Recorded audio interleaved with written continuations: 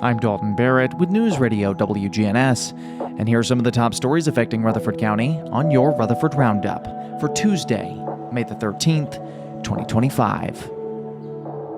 Rutherford County is mourning the loss of a beloved educator and community figure, Kathy Lou Reeder Moat, who passed away on Sunday, May the 11th, at the age of 65.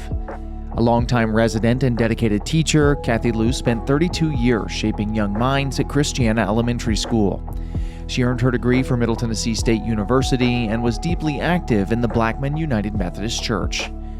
Her devotion extended beyond the classroom into family and community life.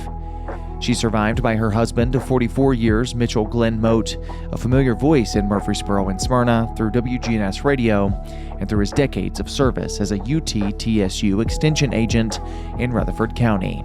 Kathy Lou's influence resonates in the lives of her children, grandchildren, and many former students who remember her with admiration.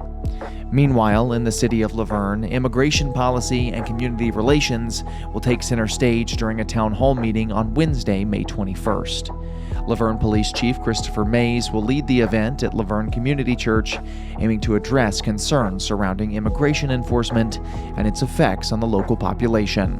La Vergne stands out in Rutherford County with its notably higher percentage of foreign-born residents. The meeting offers an important platform for dialogue amid ongoing statewide and national debates, with recent enforcement efforts raising concerns in Nashville and surrounding communities. Local engagement is crucial for ensuring transparency and understanding. Residents are encouraged to attend and contribute to this timely discussion. A former FBI electronics technician, Justin Carroll, has been sentenced to 20 years in federal prison following a jury conviction for crimes involving minors, including sexual exploitation, coercion, and receipt of child pornography. Carroll's disturbing conduct came to light after one of his victims, a 14-year-old girl, mailed a Valentine's Day package to the FBI office, prompting an internal investigation.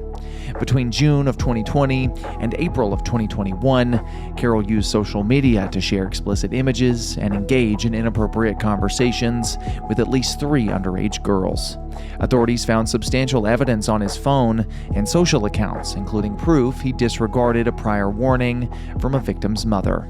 Federal officials condemned Carroll's actions, reiterating that trust in law enforcement hinges on accountability, regardless of position. In contrasting examples of Tennessee's excellence, former Middle Tennessee State University football star Reed Blankenship has been named Professional Athlete of the Year by the Tennessee Sports Hall of Fame. The Murfreesboro native and Philadelphia Eagles safety earned the honor after an outstanding 2024 NFL season, during which he led the team in tackles and anchored their defensive secondary. Blankenship, once an undrafted free agent, carved out a prominent role on one of the league's most competitive teams, adding to the pride of Rutherford County. He'll be recognized on July 19th during the Tennessee Sports Hall of Fame's annual banquet at the Omni Nashville downtown. Blankenship's journey from MTSU standout to NFL success underscores his continued connection to the Murfreesboro community. The American Civil Liberties Union of Tennessee, ACLU-TN, and Holland & Associates PC have filed a new legal petition in Davidson County Chancery Court challenging the Tennessee's Department of Safety and Homeland Security over its refusal to issue accurate driver's licenses and state IDs to transgender individuals. The case stems from the ongoing lawsuit Doe et al. Versus Tennessee Department of Safety and Homeland Security, originally filed in April of 2024.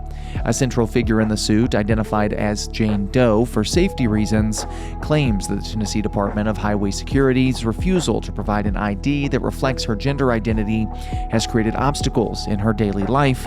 Another plaintiff, Chrissy Miller, had initially succeeded in updating her license, only to face a demand to surrender it or lose her driving privileges, a move that was later halted by judicial order. Despite a court directive in September of 2024 for the department to reconsider its stance, they affirmed in January of 2025 that they would not accommodate gender-affirming ID changes. ACLU-TN responded with their current petition, calling the state's actions discriminatory and dangerous.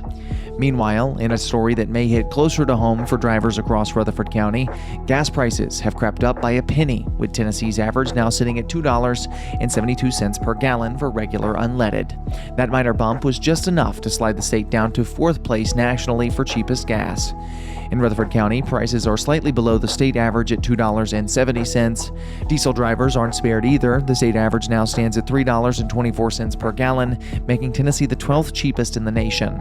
That's all for now. For updates on these and many more local news stories, be sure to check out our website, WGNSradio.com, or follow us on social media at News Radio WGNS on Facebook and X. I'm Dalton Barrett for WGNS Radio, and I'll talk to you later.